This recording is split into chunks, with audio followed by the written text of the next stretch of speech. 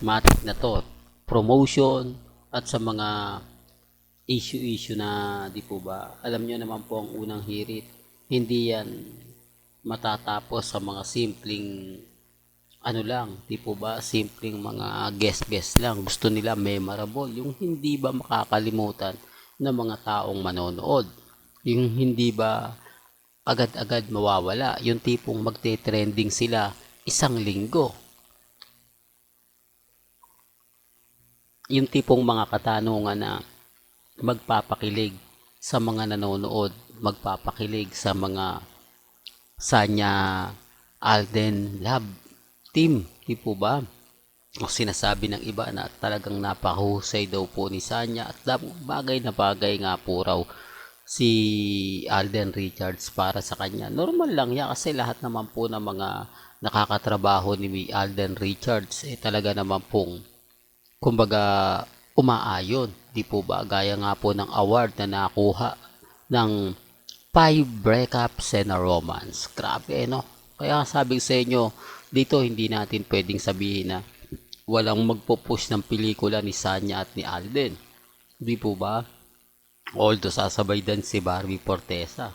Kaya nga sabi ko sa inyo, ito mga interview na mapapanood ninyo, mapapakinggan po ninyo. Mga scripted na po ito. Kumbaga, wala na po yung pagpunta po nila sa studio ng unang hirit, alam na po nila isasagot nila. Depende na lang po sa mga follow-up question na mas madali na yon. Di po ba yung mabibigat na question, ipinasa na o ba yan?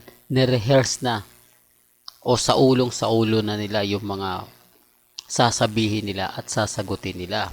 Di po ba? Ganyan naman po talaga kapag scripted na. Real talk to mga kaltab, kaya nga po alam na alam natin yan eh. Kaya nga po gagawa sila ng isang issue na hindi mawawala at aabutin nga po ng isang linggo. At dito naman po mga kaltab, hindi naman lingid sa inyong kaalaman na ang issue nga po kay Catherine, kay Kim Chu at kay Bong Navarro. Hindi po ba? Kahit naman po sa ang anggulo tignan, kahit po anong sabihin ng mga Katden fans, wala pong binanggit si Richard Paul Carson sa kanyang inspirasyon. Hindi po ba? Totoo naman po ang inspirasyon ni Alden Richards, ang family niya at ang mga fans. Bukod doon, wala na. Kahit saan po natin tignan, kahit po balik rin natin ang video nila Alden Richards, Bong Navarro at Kim Chu, wala pong sinabi si Alden Richards. Siyempre, ganito gagawin ng mga Katden. Wala silang update eh. Wala silang mga kumbaga maaasahan na ikasasaya ng mga yung tipong alam nyo na mga kaldab. Ang ibig kong sabihin, yung tipo na inaasahan nila na magpapakalat ng mga posts na magkasama sila Alden, si Catherine, yung mga ganong issue. Di po ba? Wala eh. Kaya nga po pinipilit nila tapos binasag pa po natin. Di po ba yung kumakalat na nagkabalikan na nga po sina Catherine at Daniel Padilla, grabe lalo nang pong nanghina. Di po ba? Paunti-unti nang bumabagsak ang Katden fans. Nasaan na yung Katden fans na nagpa-print pa? Di po ba? O gumawa pa ng tarpaulin na tapos ipinakalat pa at ibinahagi pa sa mga kapwa nila Katden. Hindi po ba biglang nawala? Nalungkot yun eh, mga kalab. Ikaw ba naman nasunod-sunod po yung mga issue kay Catherine na kung saan nakikita siyang kasama ng mga ibang lalaki sa bar, kasama ng mga kung sino-sinong mga artista na kaibigan daw niya kuno, na inaabot nga po ng madaling araw. Tapos ang pinakamatindi yung sayaw na pang bar talaga, super sexy. Ang pinakamalupit pa nga po nito nabansagan na siyang playgirl at bukaka queen. Sabi ko sa inyo, ito mga fans ni Alden Richards, mga mamis na yan, mga titas, mga senyor, resibo ko po yung napanood ninyo, yung contract signing po contract signing. Ano ba ya? Meet and greet fans signing. Di po ba si Alden Richards? Di po ba karamihan na naandon? Mga mamis, mga titas, mga senyor. Hindi po ba?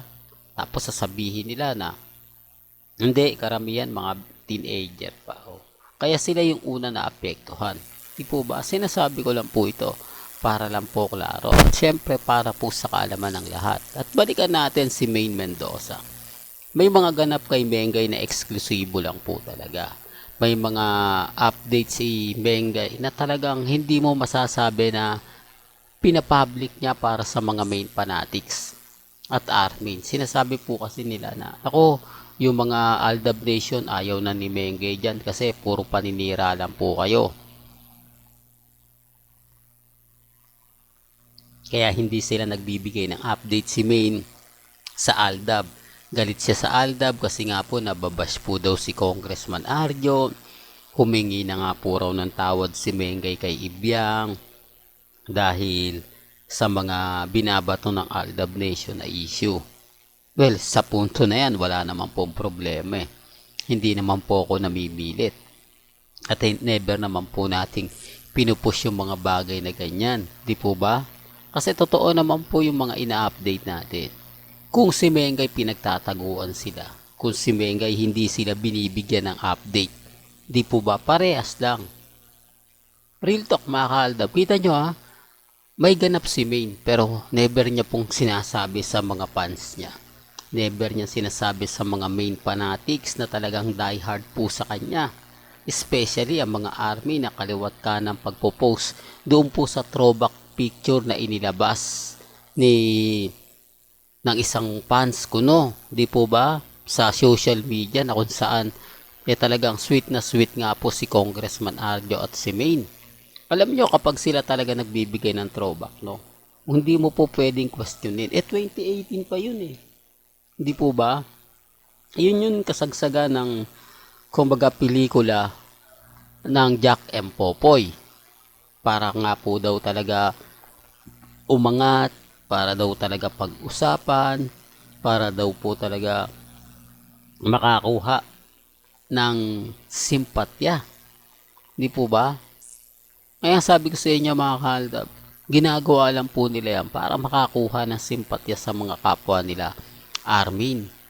Wala naman po talaga kasi at hindi naman po talaga nagbibigay ng mga update si Maine para sa kanila. Masakit pero yan po yung totoo. Masakit kapag ako nagbibitiw ng mga salita lalo na po sa mga army at mga main fanatics. Di po ba?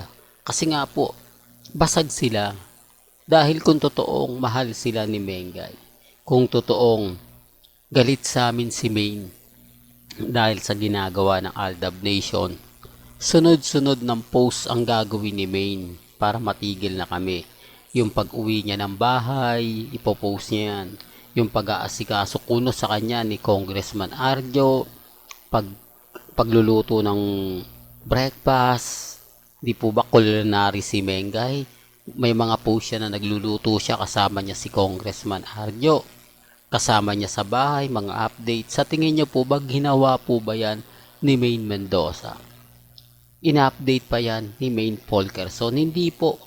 Mantakin mo nga po nung tinanong ni Corina Sanchez si Congressman Arjo. Hindi niya masagot yung pinakapaboritong niluluto ni Maine. Sa bahay po mismo, ang tanging tagapagtanggol ni Congressman Arjo doon ay si Ibiang. Sinasabi ko lang po ito para lang po klaro. Alam ko, yung mga nakakarinig at nakakapanood ng mga video natin, alam naman po nila na tama yung ina-update ni Mr. Destiny. Tama po yung pinapaliwanag ko. Kaya lang talagang hindi nila tanggap dahil isa po tayong Aldab Nation na talagang nambabasag po sa kanila. Well, hanggang dito na lang po ang ating latest updates. Kaya kung gusto nyo pa po ng pinaka-latest at sariwang update ay lagi lang po kayo tututok sa channel ni Mr. Destiny. Kaya kung bago ka lang sa channel na to at isa kang true-blooded Aldab Nation na nagmamahal kina Mengay at Tisoy, tama po ang channel na pinuntahan mo. Kaya consider na po kitang bagong subscriber. At huwag mong kalimutang i-share ang mga video po natin ha, sa mga mamis, sa mga titas at sa mga senyor. Hanggang sa muli, salamat po sa panonood at pakikinig.